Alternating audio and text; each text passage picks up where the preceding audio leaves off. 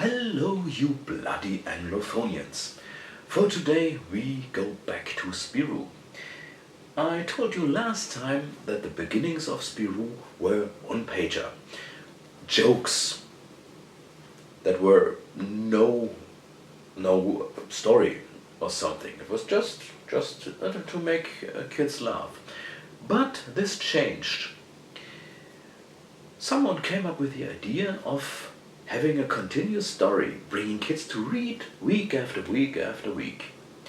And this first story of Spirou was called The Heritage of Bill Money.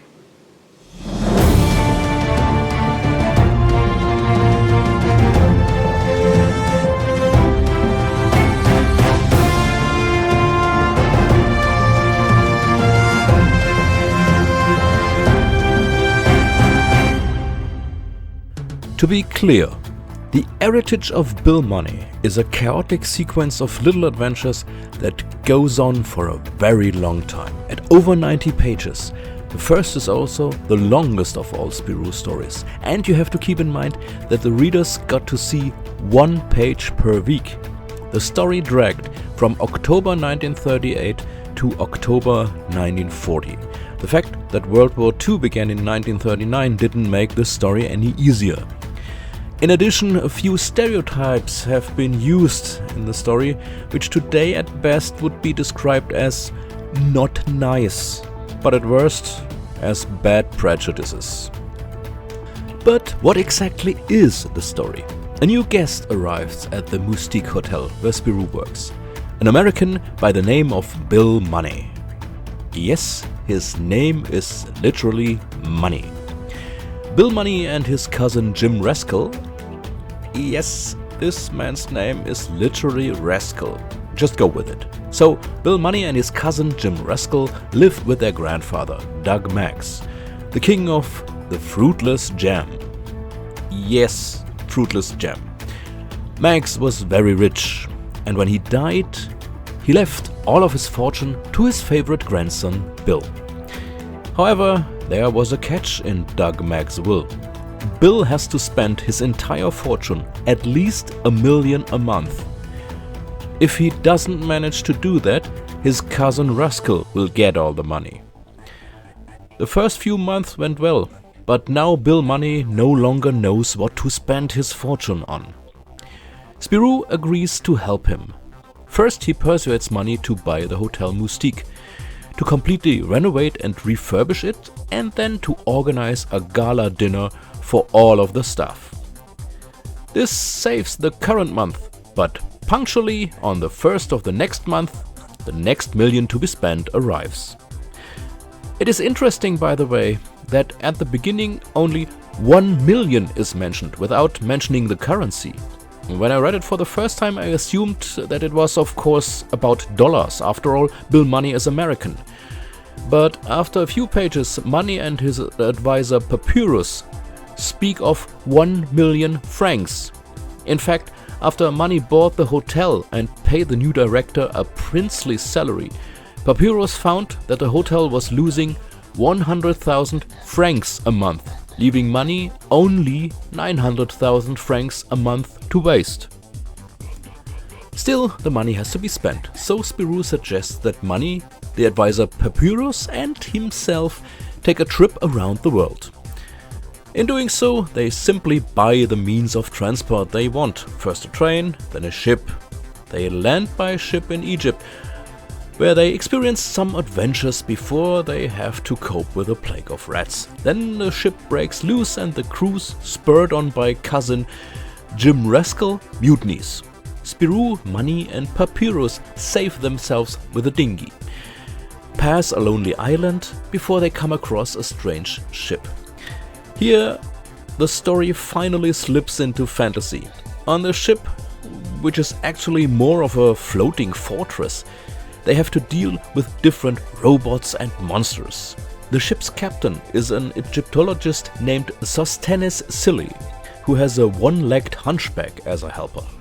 After some strange adventures, Spirou finds a torture chamber whose mechanical instruments are driven by an impeller. In this wheel, there's a squirrel that is freed by Spirou and given the name Spip. From now on, Spip will accompany Spirou in his adventures. It would be going too far to go into all the details here. Spirou and his friends take turns fighting monsters and robots before they find Sostenes' niece and finally escape from the floating fortress. The further journey leads them to cannibals and finally back to Belgium, where Spirou accidentally flies away in a balloon, lands in the USA, where he prevents the kidnapping of a billionaire's son. But the chase and the whole story suddenly ends quite abruptly. There's a reason for this ending and the messy story itself. Robert Velter, the artist behind the stories of Spirou, first suffered a stroke of fate in 1939 when a good friend of his died. Shortly afterwards, the Second World War began and Velter was drafted. Nonetheless, he kept drawing, even if he couldn't always guarantee that he would find the time to do it. Velter's wife Blanche got involved by recruiting young draftsmen in her environment who also worked on the Spirou stories. You can see this in the different drawing styles if you compare the sheets after 1939 with one another.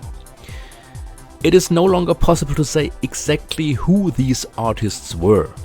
Only the name of one person is known, Jijé van Stralen. The further the war progressed, the more imprecise the drawings became, and it is believed that Velter's wife herself drew them at some point. From May 1940, after a battle in northern France, Robert Velter was considered missing. He had become a prisoner of war of the Germans. At the same time, Spirou could no longer appear because of the invasion of the Germans. The Spirou journal only appeared again in August. At first, the editors had drawings of the story that they could publish. But since they still hadn't heard from Robert Velter, they decided to look around for a potential successor. They found him in a young artist by the name of Joseph Gillain, known by the pen name Jijé. But he wanted to write his own stories, however, so he finished the Bill Money inheritance plot in 2 pages. Granted, the story is extremely imaginative, with all the monsters and robots Spirou and his friends encounter at one point in the story. It feels almost like a Flash Gordon comic. One of the monsters even looks like it could have been drawn by Alex Raymond. However, it does not have an internal structure. One situation occurs after another. But that was probably Velter's intention with the plot about the money. $1 million a month. What could you do with it now? The story is interesting as the development stage of Spirou, similar to how Tintin's first adventures in the land of the Soviets was more or less a sequence of scenes. And that brings us back to the point I made earlier, the stereotypes. Of course, we have stereotypically rich Americans first. Bill Money, his name is Money, and later the billionaire Russell. We have so-called primitive natives who are of course cannibals. And we have this gentleman here, where things get a bit cringy. His name is Goldman. He is the villain who wants to kidnap the son of the billionaire Russell. And his looks... yikes! The small picture is a postcard from an unknown Austrian artist from 1990. Postcard is about the so-called stab-in-the-back legend, where a Jewish conspiracy is accused of the fact that Germany lost the First World War. In fact, the stereotypes of the criminal Jew were quite widespread in Europe at the time. Even after the war, they couldn't be killed, but we may see that on another occasion.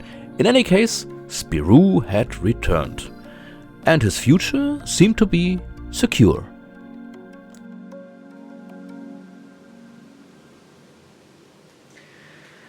Yeah, so there you have it. The heritage of Bill Money. Yeah, that's the way Europeans looked at Americans then. And still do. But that's the story for today. Next time we'll take a look at something else. So see you then.